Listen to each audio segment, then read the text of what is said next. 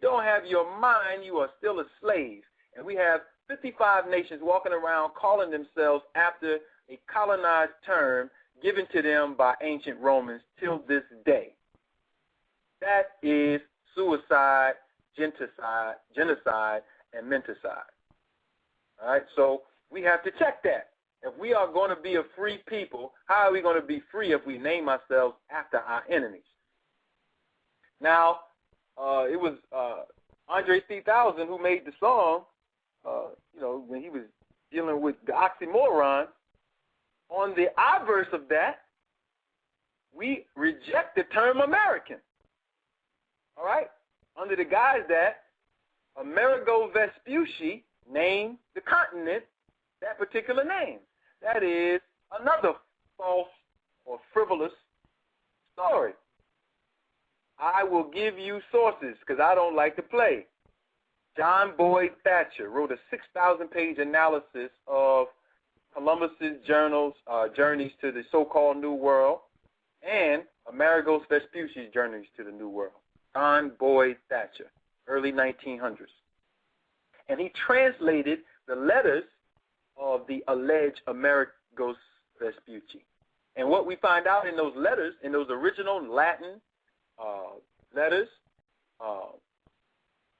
that the man's name was not Amerigo Vespucci.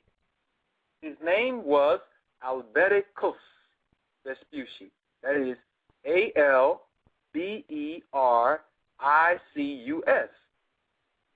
And when you read these particular letters and look around, you say, okay, well, how did his name get to be Amerigos? And then we just have this belief that he was named, or the land was named after him. This is what you call the science of colonization. Now, when they came to South America, during this time period in Central America, they knew the name of the people who called themselves Amaru. And in Columbus's own journal, when you go to his first page, he tells you on that first page of his own journal, type in Columbus Journal, go to the first page, he said that the leaders or the rulers in this part of the world were called Khans. We spell that like Farrakhan, K-H-A-N. And the Amaru-khan were the leaders who we call, or the Aboriginal leaders or chiefs or kings, who we call the Mayan kings, the Olmec kings, etc., the pre-Inca civilization. The Incas came along, who are another foreign group of Hindus who came into our civilization, and they began to take on the name Amaru. So this is why you see names like Tupac Amaru amongst their chiefs. They borrowed the language from the indigenous people. So the word Amaru-khan comes from the indigenous people. It does not come from Amerigo Vespucci. The name was not named after him. All right? That's important for us to know. So we got it backwards. We love African and hate American when we should hate American and love, we should hate African and love American. American is, in its phenotypical language, Aboriginal and indigenous. And when you see that term Amaru, Amaru is where we get that phonetic more from, M-R, when you take the vowels out. All right, so when Noble Drew Ali told us that we were at home, he wasn't joking, because we are at home. And Alkebalan, or Kush, or Tapanwet, or Tamaray in the various jurisdictions is also our home. But you can't be home calling it the name that the colonizer gave it. So you go check the information, Africa Province, yourself. Go type in John Boyd Thatcher and look it up yourself. Go to our website, get some of my DVD presentations. We've done several of those. Come to some of our classes in the various jurisdictions throughout the United States of America. All of our ministers have access to this information. You can get it, no matter where you're in so-called Tennessee, so-called Georgia, so-called North Carolina, so-called New Jersey, so-called Pennsylvania, so-called New York, all the way over to so-called. We got people everywhere who have this information. Get it. Also check out our website, www.wetheaboriginalpeople.com. So we established that. Now, jumping back to the scholars who try to make everything African, that's why they do that, because they are colonized. So as much as I love Runako Rashidi, Them going to all these indigenous peoples trying to tell them that they're African. Come on. This is a joke. This is a joke. You can't make everybody the name of the colonizer.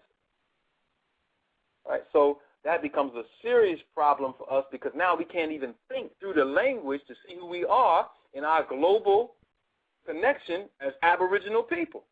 And this is why we started the International Society of Indigenous Sovereigns with the 8 Aboriginal Moorish tribal governments that compose it, because we wanted our people to understand you can't force names on people that it doesn't belong to, right?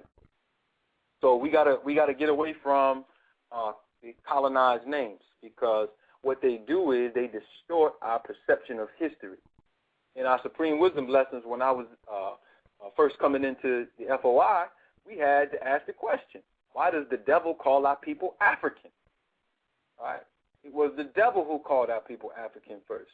When I say devil, I'm not talking about a spook. I'm talking about a real colonizer who used that particular name. So we thank Master Farad Muhammad for giving us that information in the 30s that most of our scholars just skipped over.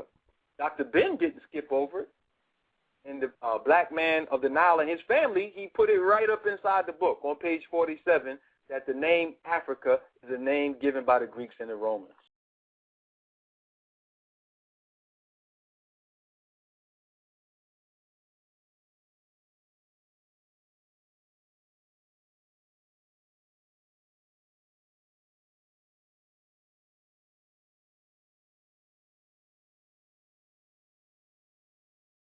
We skip over that, and we love other parts of his teaching, but we want to deal with that side because that side takes us into our political reality, and we can't walk around with the names of other people when we should be carrying our indigenous and Aboriginal names. All right, so with that being said, you can't make the Olmec African because there was no such thing as an African when the Olmec existed. In fact, there was no such thing as an Olmec. The Olmec called themselves the Tutu Shi. All right, or the Shia, or when they pluralized it, it was the Ashia, all right, or Asia. And they had various jurisdictions on the planet, not just in Central America, but we go over to the other part of the planet. In so-called China, they had the Xi'an province, which are the oldest site of pyramids in Asia. And when we say Ashian or Ashia, we are saying Asia. All right? So when the Prophet Noble Drew Ali said we are Asiatics, adding the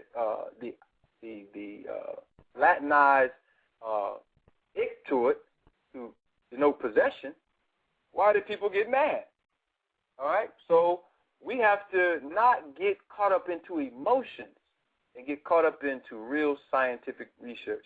We are the ancient Aboriginal people. We are the Asiatics, all right? And we never use the planet's name to name ourselves. We always name jurisdictions after our own nature and our own name. But to name yourself after a piece of land is kind of backwards. All right, so let's keep it moving. All right, so we want to establish for the record that you can't call yourself by the name of your colonizers if you have sense. And I know we have lost some of our sense, so we got to get it back. Let's jump into the first book. The first book, The Message of the Engraved Stones of Ika. All right? Now, I'm going to break down real quick for you on this show some very important information about the hoax of how old humanity is. Because according to conventional scholarship, modern human beings should never show up in any records beyond maybe 200,000 years. Modern human beings are given the so-called scientific name Homo sapiens.